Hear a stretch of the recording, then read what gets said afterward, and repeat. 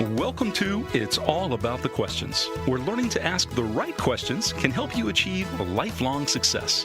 Now, here to help you ask all the right questions is award-winning author, international speaker, and business strategist, Laurie Sorensen. Good morning, afternoon, and evening, everyone, and welcome to the show. For those of you who might be listening for the first time, the reason I say good morning, afternoon, and evening, even though it is morning here in lovely Vero Beach, Florida, it's because you may be listening on iHeartRadio. I have people that listen in 61 countries to the recording afterwards and listen live on iHeartRadio.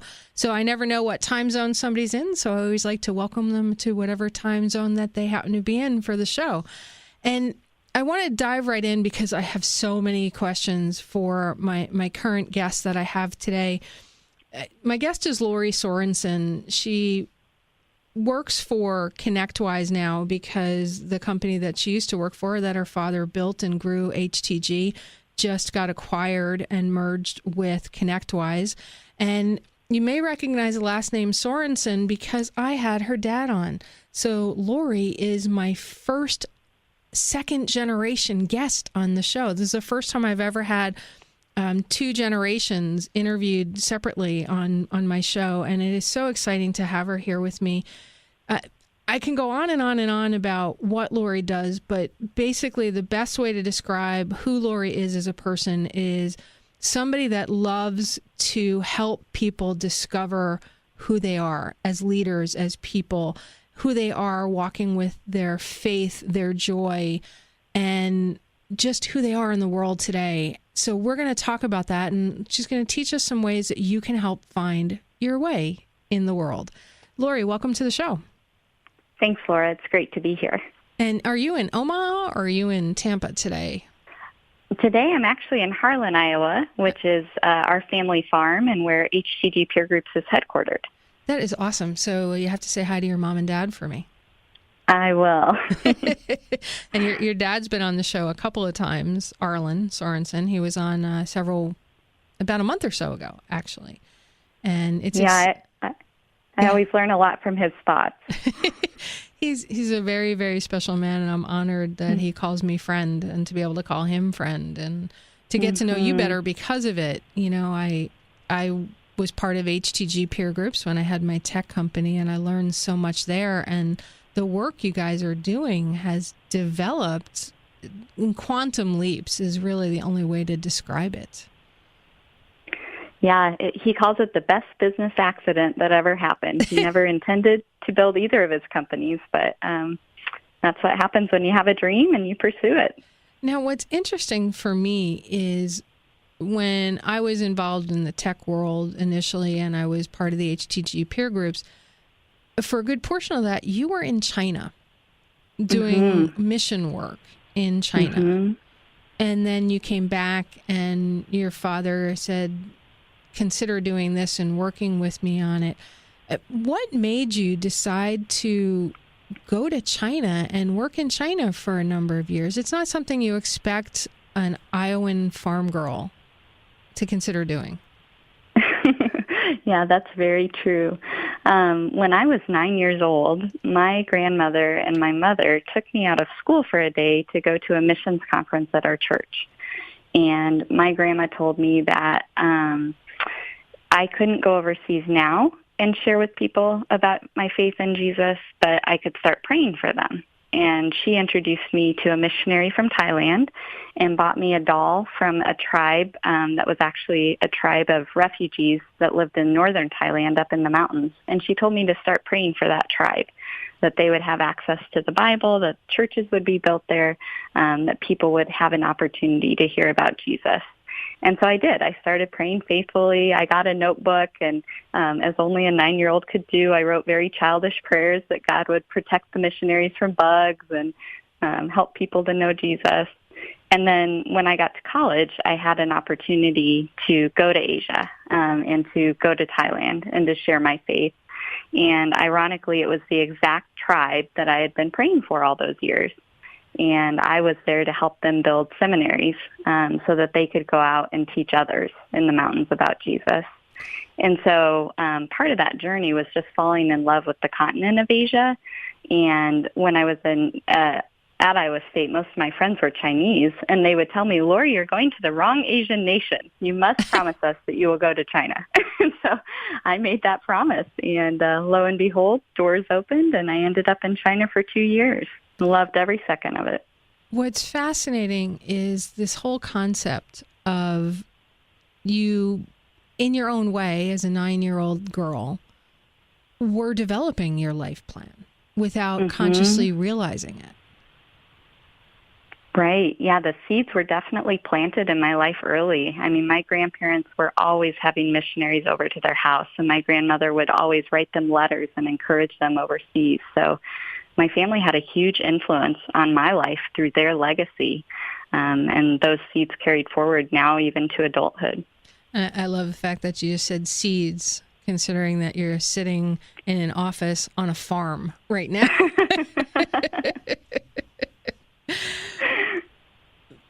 When I was in Omaha with you at the beginning of February doing my life plan, which I never really thought it was something I needed. You know, I help people develop their own life plans, right? And I always thought I knew mine. But then something dramatically changed in my life. My listeners all know my mom passed away 6 months ago. And I just felt lost, and I felt adrift. When you came back from China, did you feel some of that as well? That's, you know, like you had completed something big, but now you were back and didn't know where you needed to go? Yeah, definitely. People have probably heard of the term culture shock, which is when we go from a culture that we've been born and raised in into a culture that's new to us and different. And just the shock that goes through our system from that. I'm a little bit odd in that I didn't have a lot of culture shock when I went into China, but I had a lot of culture shock coming back to the U.S. It was called reverse culture shock, and it was much more severe for me than culture shock going into China. In what way? Well, one example is, you know, I've grown up on the farm, and so I knew what country life was like. But in the 3 months that I lived with my parents after China, trying to find what would be next for me, I started having panic attacks because even though my mind knew that I was safe, my body and my heart went, you know, in China, there are always thousands of people outside. And when I look out my window, there is no one outside. Why are people in their houses? Why are there no people? It must be unsafe here. And my body started to react to that. That was a culture shock moment. I would imagine that on some level you felt that something was missing, right? Because you were so used to being with so many people, being alone with your thoughts without having something to occupy them while you were having that panic attack must have been crippling. Yeah, I mean, it was definitely a shift, you know, from being very much in public and pouring into others to kind of having to step back and say, okay, right now I have to figure out my own life and what does this season look like for me? How did you go about beginning to figure out what that new life was going to be for you? Because you spent your whole life from 9 years old preparing to go to China. Right. And now all of a sudden that's done. Yep. So my parents were a huge influence on that. You had mentioned earlier my father starting the companies and inviting me to come back and join him in that as part of his legacy plan. And so that was definitely, you know, part of the consideration. Another option I had was to return to teaching first grade, which I had done for 5 years and absolutely loved, or to pursue possibly going back to the mission field again for a longer time. So what I did in that season was pray a lot and engage my faith, talk to wise counselors and mentors, listen to my parents' advice. And Laura, honestly, I cried a lot. I cried and I journaled and I processed and just tried to give myself a season of kind of grieving the loss of what was a really special time in my life, but also opening myself to embrace whatever was next.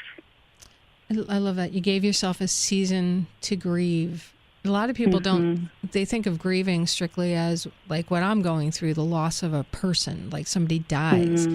But grieving happens with loss of all different kinds. In your case, the loss of a country, China, the loss of what you did for your purpose, right? You were a missionary. Was there anything, one specific question that stands out in your mind that helped you get through that grieving time?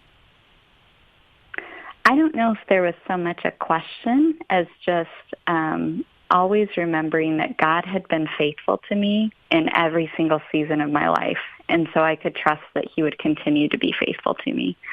I talk a lot about how if I look back over the path of my life, it's covered by his fingerprints.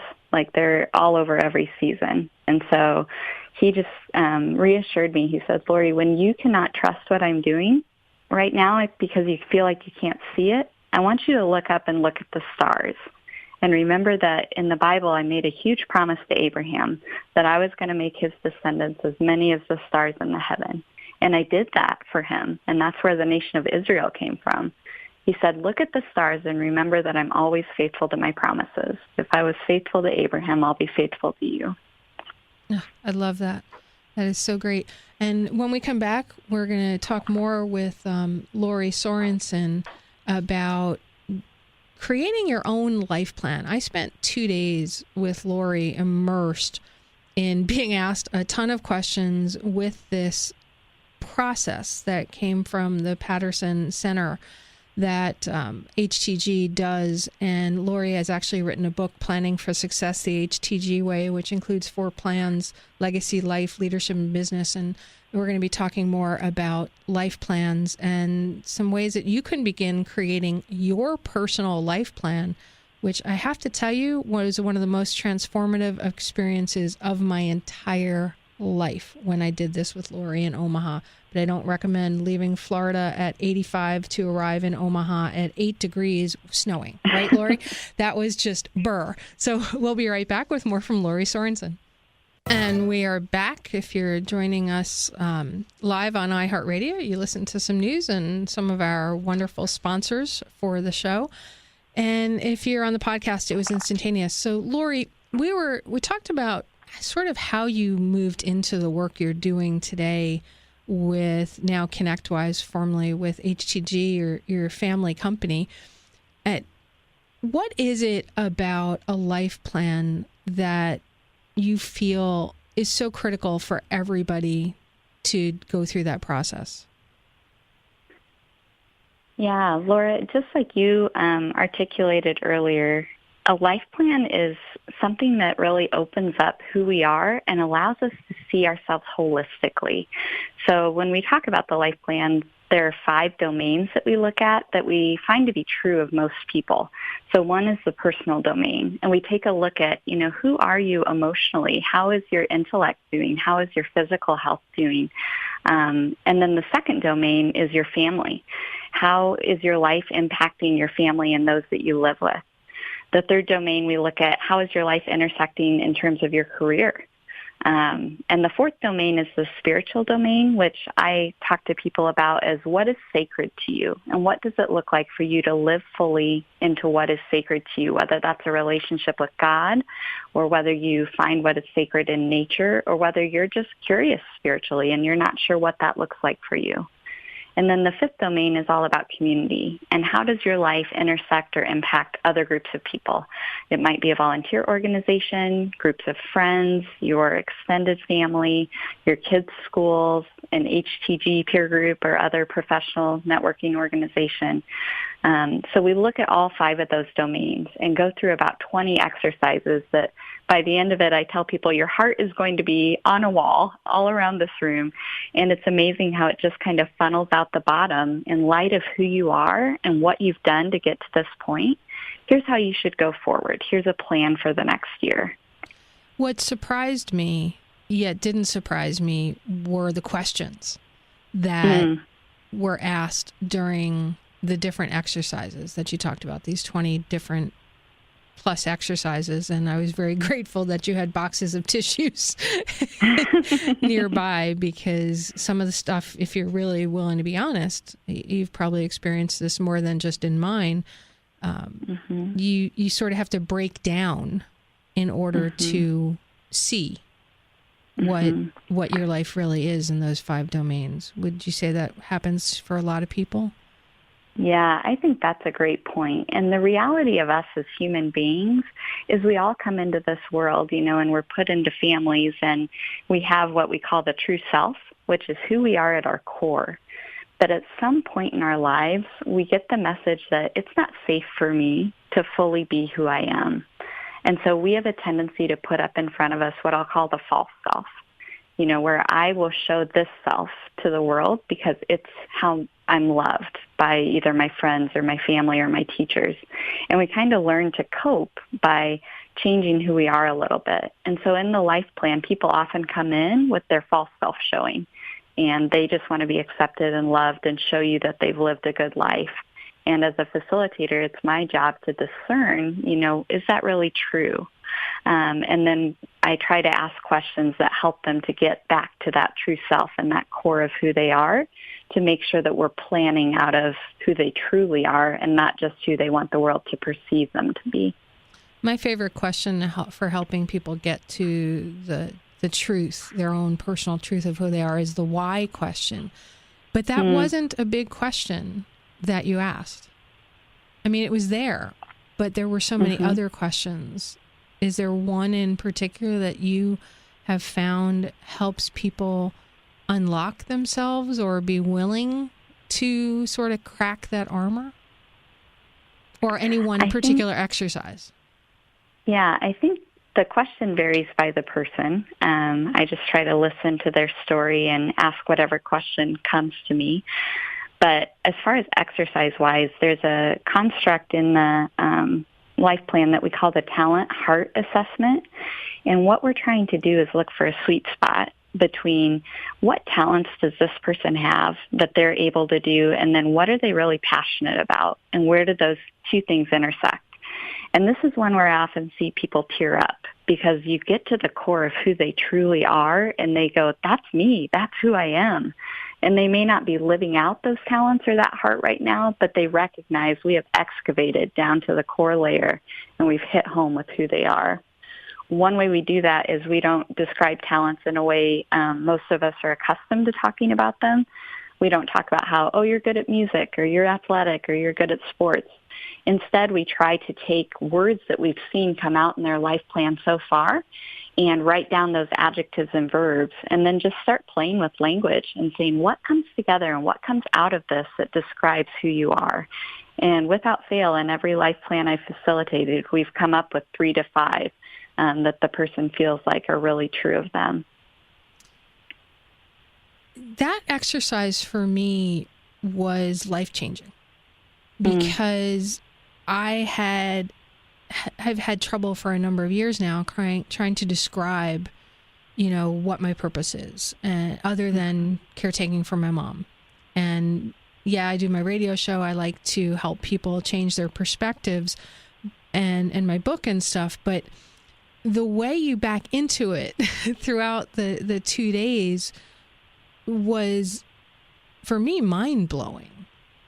Because it's there, but not in a way we've ever seen before. And I'll share with my listeners, I got perspective shifter, truth seeker, intuitive healer, and loving caretaker.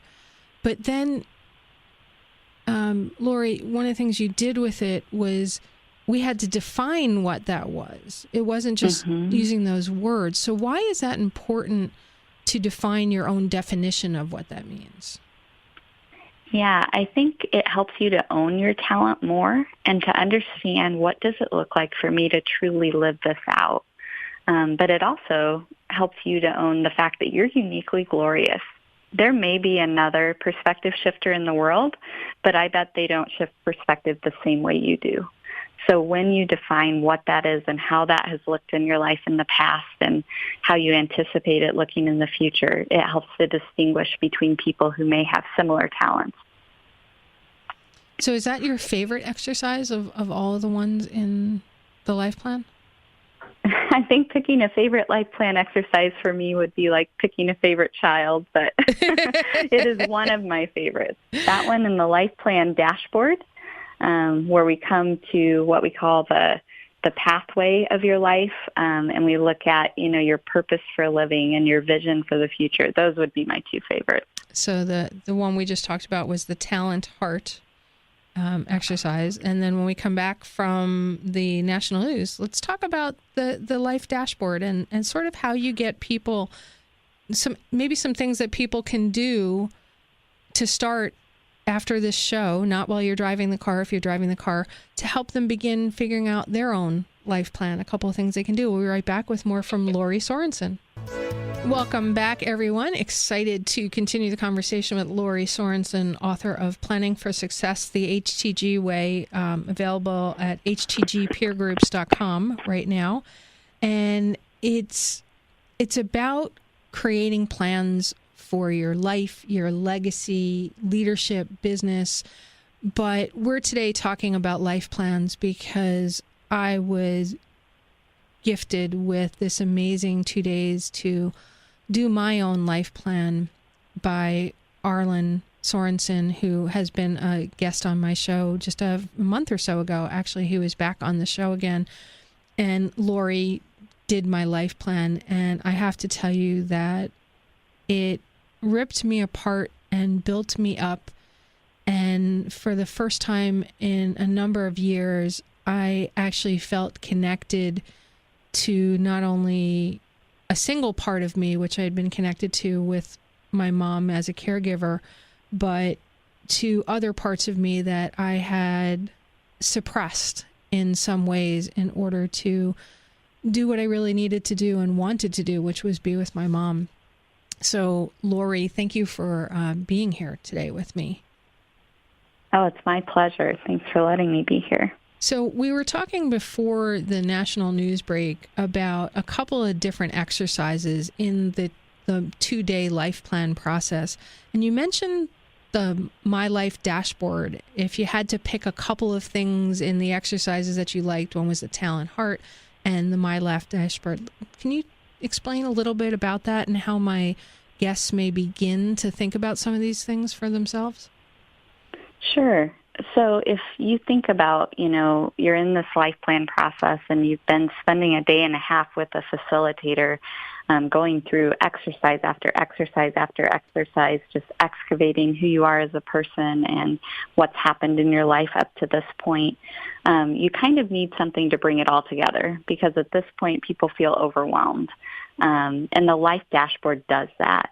It's amazing how themes start to jump off the charts from other constructs. And so you begin to draw those together. And on the dashboard, you talk about things like, what is my true purpose? Why do I exist?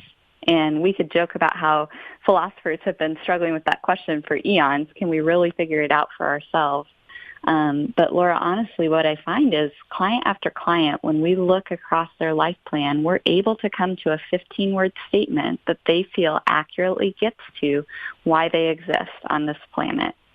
And then once they've determined that, we say, okay, now imagine that you've lived out this purpose perfectly for the next 20 to 30 years. And let's write a legacy statement of what has happened in your life. We're almost looking backward from a future point and describing what our life has been when and if we live out that purpose perfectly. And then we talk about what are some steps that I'm going to need to take to get there. What are some risks that might keep me from achieving those purpose and that beautiful vision? And then what are some signs that I'm on my path and doing well that I could share with someone who loves me and who could help me stay accountable? There was one aspect of the dashboard exercise that, the whole thing completely shifted me. But the vital signs I thought was interesting and something my listeners might be able to start applying to their lives today. Mm-hmm. Can you explain a little bit about that?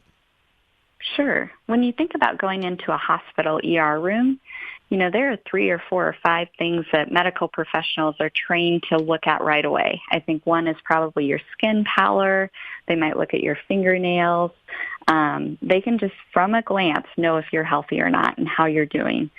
So this is meant to be similar to that. It's meant to provide 3 to 5 things that someone who's keeping you accountable can look at and immediately know she's on track, he's on track, or they're off track, and we need to really look at these key areas so that they can continue to walk toward their purpose and their life legacy vision. I'm trying to figure out the best way to ask this question. Vital signs for a lot of my listeners are not something they pay attention to. And I'll share a couple of my vital signs so we can take the conversation going. I'm known for sharing like intimate details about what's going on for me. And one of the things was my energy and health and my home as a sanctuary. Because since Mom died, my home hasn't felt like a sanctuary. It's a place I didn't want to be because there were too many memories. And it's not just about putting it down on paper, like writing it down. There's a chart that you have them do. Like I've got home as sanctuary. It's a blue line with an arrow pointing to the right and a yellow dot. And under my energy health, it's a red dot with a line with no arrows on it. Why is it important to rate where you're at? Yeah, we encourage people, to slow down once a month and reflect on their life. And the life dashboard's a huge part of that. We want them to ask themselves, am I on track? Do I feel like I'm healthy in each of these vital sign areas? And is there movement in these vital signs, either toward becoming healthier or less healthy? And we want them to note that so that it's visual in front of them. You mentioned the colors, and the colors should jump out like a stoplight, right? So if it's green, it's healthy. If it's yellow, it's caution. There's something I need to pay attention to. And if it's red, it means this is broken. I need to fix this.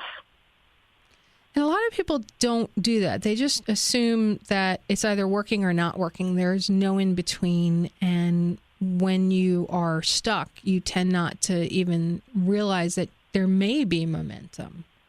How does somebody go about on their own, if they don't have somebody like you to help them, see that there may be movement and they don't realize it is? I think that's where having a witness to our life is really key. We talk a lot in HTG about accountability and inviting others into our life to speak into what's going on, because we have people around us who love us, who want the best for us, and who will tell us the truth even when it hurts. So when you can invite a family member or a friend to walk that closely with you and to regularly have permission to step on your toes and to voice into your life, it is so helpful in knowing whether or not you have movement or not, because honestly, it happens gradually. It's a slow fade away from health in these places. And sometimes our progress, because we often are so critical of ourselves, is not something that we take note of. But having someone who's close to us say, you know what, you actually are really doing well here. Don't be so hard on yourself. That can be helpful, and that can help us acknowledge progress. You've done life plans with people from all spectrums, business people who are in family businesses. So you've done, spouses. You've done this with individual CEOs of some pretty large companies. Is there any area that you found is the most challenging for them, or some recurring themes, I guess is the only way I can describe it, because I know for me what my theme was throughout all of this. It was not what I expected it to be. Yeah. So it's kind of funny, I have, like you said, done it for a diverse group of people. We do couples life plans. We do individuals. I've done it for people who are in the workforce, people who are not in the workforce, people who are retirement age, people who are younger. But one thing I've learned is something Arlin says all the time. It's that people are people everywhere. And no matter what our age or our life stage or our work situation, there are commonalities. And one of them is that a lot of people are living very small lives. And what I mean by that is they're somewhat isolated. And so we go through different life phases, and it's likely that one domain is very, very active, but the other four may be neglected during that life phase. And the life plan kind of opens their eyes to that, and they see, wow, I don't have a lot going on spiritually, or community is another one that's often neglected. They say, I've focused so much on my family or on my career in this season that I'm really not interacting with groups or having an impact outside of my career or my family. So the life plan is very eye-opening. There's that famous quote, "The unexamined life is not worth living." Well, the life plan will examine every aspect of your life, and it pulls out those themes of areas that are going well, areas that we need to improve. One area that was a struggle for me during my life plan was family, because with my mom passing away, my immediate family was gone. And but you made me realize that I still have family. And I'm not just talking about my cousins and my aunt and uncle, but I just needed to redefine what family is for me. And I never saw that until you helped me do that. And I think that's a great example of how the life plan is transformative, because when people have a clear vision, whether it's in one domain or across their whole life, they get energized by that. And it's almost like they come fully alive again, because these areas that have been dormant, they feel like new energy is going into them.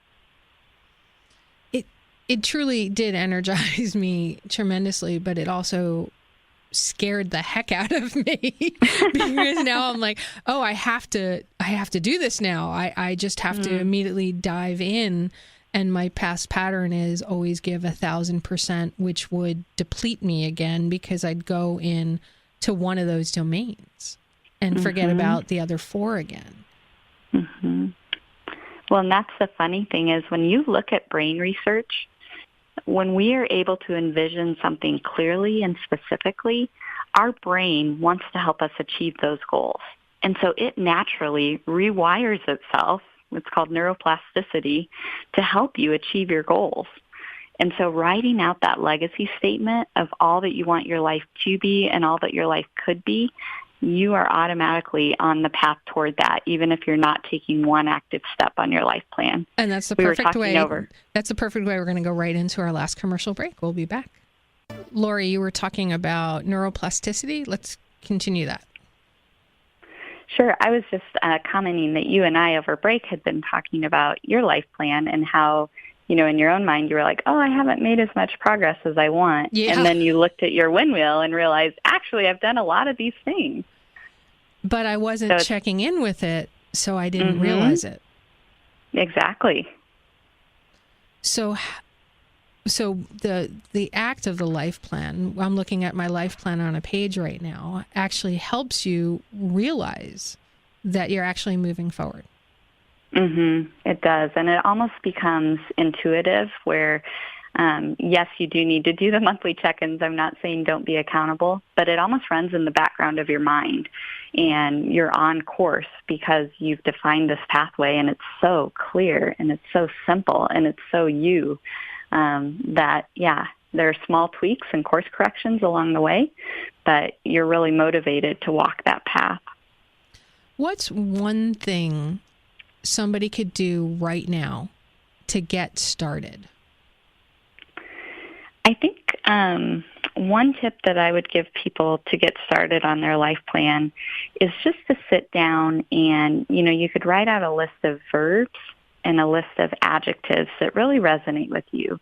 And when I'm talking about verbs that resonate, I mean verbs that are action verbs like serve or teach or empower. And then ask yourself, who do I empower or what do I empower?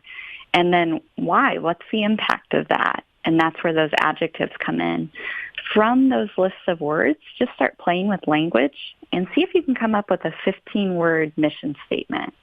It's a fun exercise. Run it by your friends and your family and say, what do you think? Is this true of me? But it really does provide direction for our lives. Would you be willing to share your life purpose, why you exist? I know I didn't ask you this in advance, so I'm kind of throwing you on the spot there. No, I'm happy to share. So my life purpose is I exist to be an echo of Jesus' invitation to people to come. Because throughout Scripture you see over and over again where he's telling people, just come and see, come and see. And so that's what I want my life to be. It's just a big neon arrow pointing people to say, come and check out who Jesus is. And I would have to say, knowing you as I know you, you definitely do that. What surprised thank you. What surprised me was mine. And I've not shared this with very many people yet, but it's sitting here right in front of me. And you wrote, on this thing, it says, my life purpose, why I exist. I exist to shift people's perspectives so they align with their truth, whatever that may be for them, but helping them clear the clutter and all those extraneous things so that they're seeing their truth.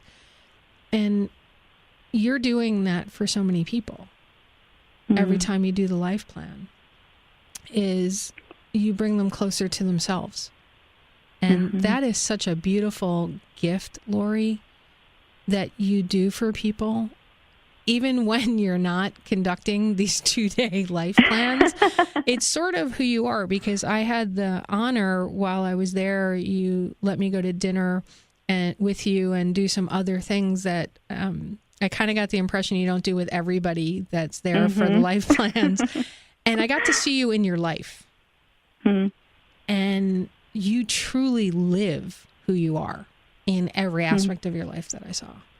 That's a beautiful gift. Well, thank you for those kind words. And honestly, Laura, I feel like I'm the privileged one because people every day invite me into their stories and they share their life with me in ways that I feel so thankful to have that stewardship of just being with them in those 2 days and walking them through this precious, precious process. So thanks for being one of those who extended the invitation and let me walk with you. It was really great. I owe your dad so big for enabling me to have this. In that life dashboard you were talking about, you mentioned the risk constraint pyramid. Have you seen how does somebody begin to fill that out? We don't have a lot of time left in the show, but I think it's important for people to understand a little bit about that. Yeah, these are the things where we say, what might keep me from achieving my purpose in this beautiful vision? And so for some people, it's an addiction. And honestly, for many of us, technology is an addiction today. For others, they may have an addiction to a substance or even to busyness. Other things we look at are, what are some relationships that might be in trouble in my life that might be a risk? Do I have health constraints? Do I have financial constraints? Things like that can all be risks that keep us from our desired future. And it doesn't have to be something you thought about. For me, I thought for sure that money or revenue would be a big thing or limiting thoughts. And it turned out that they were much higher on the pyramid. Everybody think of like the food pyramid that you think about, where it says here you should have the most of fruits and vegetables and going all the way up. And it just looking at it that way, and there's 5 things, right? 1, 2, 3. There's 5 risks or constraints on the pyramid, right? So everybody should start thinking about that in the areas of the 5 domains, which were again? Personal, family, career, spiritual, or what's sacred to you, and community. I love that. We're coming to the end of the show, but is there one last thing you'd like to share with the audience? In addition to how they can reach out to you, because I just checked my email and somebody's like, I want to talk to Laurie. How do I reach out to her if I have some questions or find out more about life plans? Yeah, well, I would just tell them that, life planning is one of the most powerful things that you could do. It's worth the investment because you're worth the investment. And we just consider it a privilege to walk with people. So if you are interested in learning more, you can reach out to me by email at Sorensen, that's LSORENSEN, at htgpeergroups.com. And if they wanted to get a copy of the book to begin exploring it on their own? Yeah, they could reach me at that email address as well, or go to htgpeergroups.com, resources and planning for success. I'm hoping that we will get this book available in a lot of other places as well, so that people can really begin to do this. I always felt that life planning was important, but I focused even more of my life on another part of the work you guys do, strategic operations. I've always focused on the business side of it. And sort of like, okay, here's what I want to do with my life, but not on this level. And I've come to realize through you that without this, at the level you do it, the rest of it doesn't seem to come together. Yeah, it's true. So many of us, live this full professional life, but we let the personal life just kind of happen. So it's worth putting equal energy into your personal life as you do your company. And last thought before we go? I'm just really thankful for this opportunity today, Laura, and I hope that the listeners have felt like they could begin their own life plan journey. Yeah, and I'll tell you, you are definitely living your life purpose in so many ways and affecting people. And I know that you've made a difference for my listeners just based on some comments I've already gotten. Well, thank you, Laura. It's been a joy to be here. So enjoy the farm. Hopefully Omaha is a good weather day today. It is. Good, because you don't get too many of those in April. All right. Well, thanks again for being here with me. I've had the honor of talking to Laurie Sorensen today, and you can reach out to her at Sorensen at htgpeergroups.com if you want to find out more about the life plans, or go to htgpeergroups.com to order a copy of the book, Planning for Success, the HTG Way. Remember, everybody, the right questions truly can change your life. And the life plan process, to me, really answered a lot of questions for me and gave me some brilliant new questions. We're going to be talking about those some more as the weeks go on. I encourage you, look at the 5 domains in your life and hug somebody you love, because you know what? That's all part of who we are as human beings. Have a great day, everyone. You've been listening to It's All About the Questions, starring Laura Stewart. Connect with Laura at it'sallaboutthequestions.com and download a free workbook that will help you ask better questions starting today.